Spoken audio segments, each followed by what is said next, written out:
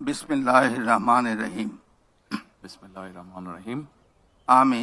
আমি সশ্রদ্ধ চিত্তে তারেক রহমান সশস্ত্র চিত্রে শপথ করিতেছি যে আমি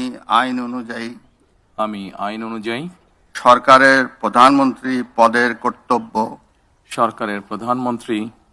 কর্তব্য বিশ্বস্ততার সহিত পালন করিব। আমি বাংলাদেশের প্রতি অকৃত্রিম বিশ্বাস ও আনুগত্য পোষণ করিব। আমি সংবিধানের রক্ষণ সমর্থন ও নিরাপত্তা বিধান করিব। আমি ভীতি বা অনুগ্রহ অনুরাগ বা বিরাগের বশবর্তী না হইয়া সকলের প্রতি আইন অনুযায়ী যথাবিহিত আচরণ করিব।